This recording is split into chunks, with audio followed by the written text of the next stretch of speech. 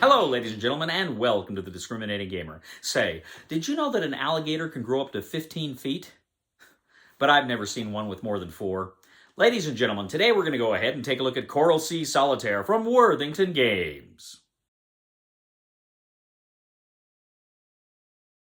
We'll get back to the review in just a moment. I want to take a minute to ask you to check out my other channel, that is Cody Carlson, PhD, where we talk about history, books on history, military history. I even post some of my lectures for my classes on there. Please check that out. Please subscribe to that channel. And now, back to the review. Sea Solitaire from Worthington Games is a solitaire game in which one player takes on the role of the United States fleet as it attempts to do battle with the Japanese and stop its invasion force from reaching Port Moresby. Now, how the game works is you have a grid map of the Coral Sea. Now, you are commanding 2 carrier task forces under the Yorktown and the Lexington. And you can go ahead and select on one side of the grid where these carriers are going to start. Now, you have grid spaces, and within the grid spaces, you have 4 movement spaces. So you would select which movement spaces you're going to start in. You write L for Lexington and Y for Yorktown. But then you have 3 Japanese carrier forces, A, B, and C. And you kind of randomly roll to determine where A, B, and C are going to start. Now, within the game, you actually have 4 different scenarios, different things you're trying to accomplish, different missions you're trying to accomplish, but you're always going to be doing battle more or less in the same way. Now, once the game begins, the very first thing you do is you have to determine your CAP, your Combat Air Patrol. Essentially, you have a number of fighters and bombers on your carriers, and you have to assign how many of your fighters do you want to fly Combat Air Patrol. This is going to try to defend you when you are attacked. So you write that number down on your carrier, how many of your fighters you're committing to that CAP. Next, you're going to write down also on your carrier which direction you're going to search. Now, you always search the grid you're in, but you can choose to search either north, south, east, or west, which grid you want to look at. You can't search in diagonal grids. So you go ahead and you search which grid you're going to look at.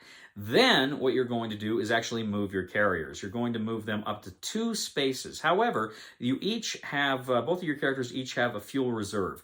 You can move up to 3 spaces if you tick off one of your fuel reserves, and then you can, as I say, move 3.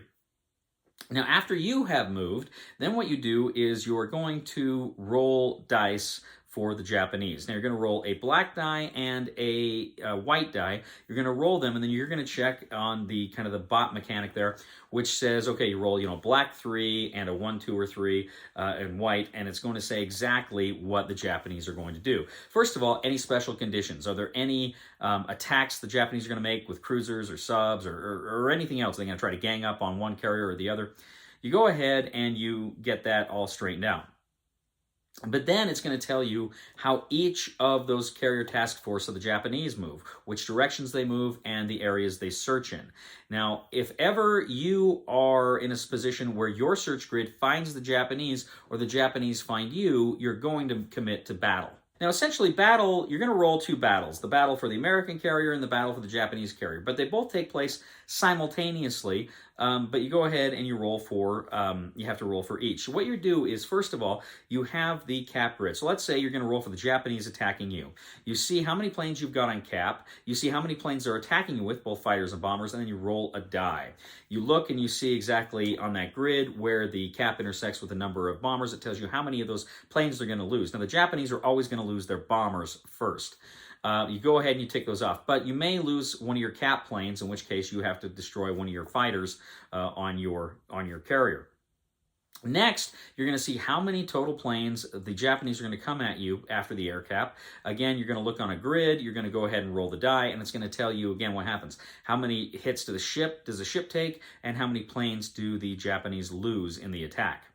Now, once that happens, you can try to evade. You can go to an evade grid and you can try to roll again. Otherwise, there's going to be a second round of combat. You do the same thing. You do the cap minus the however many you lost in the first battle, and then you go ahead and roll for the ship and you take damage there. So you do the 2 rounds of combat. Next, you're going to roll for the Japanese carrier battle, which is essentially the same thing, just in reverse. You're going to look at the Japanese cap, which is given to you by the grid and the die roll, and you're going to go ahead and roll how many planes you've got coming at it versus their cap. You look at the grid, how many of your planes did they lose, how many of the cap did they lose.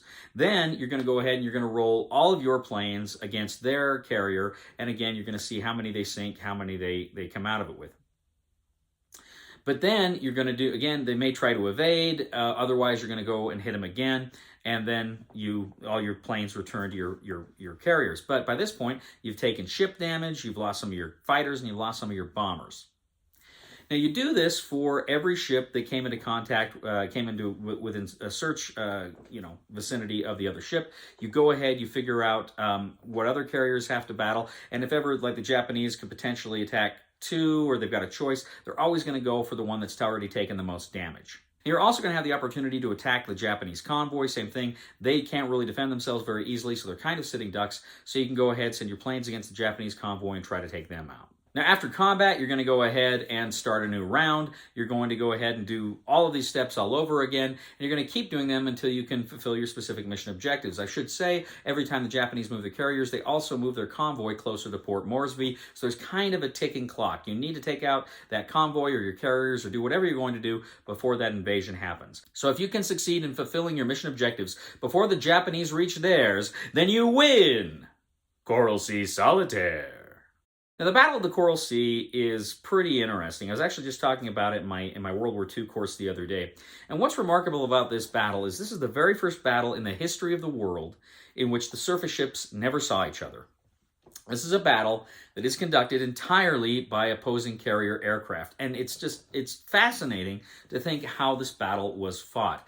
And this is the very first game I played specifically about this battle.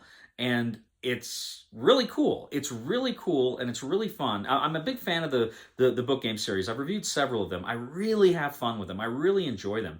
And this one, even among the book series, which I really enjoyed all of them, this one seems like it's something special because this whole kind of carrier thing is pretty cool, and using your fighters and your aircraft against the enemy and them coming after you. And you kind of have to hold a lot of stuff in your head because you're trying to think, okay, I've got the cap and I lost the cap, but it's just the other planes that are coming for me.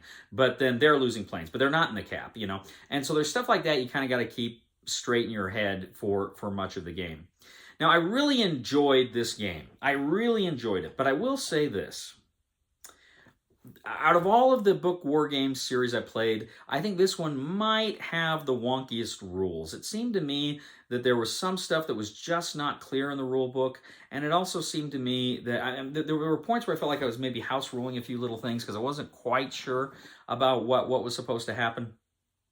That was a little disappointing. Now, having said that, I've always felt like, I really like Bismarck Solitaire a lot. I thought that was fun, and I've liked Braveheart and whatnot, and the On to Moscow. But my favorite books, solitaire war games in the series have been Waterloo and Gettysburg. So I'm a big fan of those battles too for various reasons. I should say I'm interested in those battles. I'm not a fan of them. They were bloody affairs, but they're very interesting to me, and so I really like those. But I got to be honest, I think maybe Coral Solitaire might be my new favorite. Despite those problems, despite the wonkiness, I love the stories these games tell. I love how interactive they are for the person. And there's a lot of chance, as I mentioned. I mean, these games have a lot of chance, right? They're all about these die rolls, and so there's a ton of chance.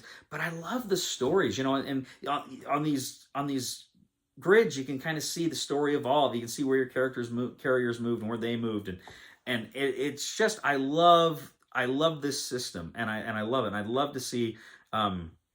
I don't know if they could do a Midway or something like that, but I'd love to see another game like this with the carriers. I just got a huge kick out of it. So I guess what I'd like to say is this is a great game. It's fun. Despite the rule book, I really, really enjoy it. And I think if you're somebody who has an interest kind of obviously in these carrier battles, obviously it's very abstracted, but it is so much fun. And it's such a great time, and I really, really enjoy it. You got the 2 American carriers against the 3 Japanese carriers, and what's going to happen there, First game I played, I relatively easily knocked out the first Japanese carrier with virtually no damage to me. And then I started pounding one of the other carriers, but they were able to destroy Yorktown before I was able to pack a real heavy punch there. But it's fun. I just love these games. Recommendation for the discriminating gamer for Coral Sea Solitaire is buy it. Ladies and gentlemen, thank you once again for joining us today on The Discriminating Gamer. As always, we ask you to please leave a comment for us on YouTube, on Board Game Geek, on our Facebook page, or on thediscriminatinggamer.com. We'd ask you to please like us on Facebook, subscribe to us on YouTube, and follow us on Twitter. I'd also ask you, ladies and gentlemen, to please check out my other channel. That is Cody Carlson, PhD, where we talk about military history and books on history. And I am posting my World War II lectures on that channel right now. So please, please, please subscribe to that channel. It would mean a lot to me. And I'd also ask you to please check out my, or rather, I'd ask you to please leave a thumb to this video on Board Game Geek. That helps us out a lot as well. You know, ladies and gentlemen, the other day I gave up my seat on the bus to a blind person. Then I got fired. I was the bus driver. Please somebody help me on my feet again. And I don't know where I'm going, and I don't know where I've been. Please somebody help me on the solid ground. It's a long time, and I'll be dying.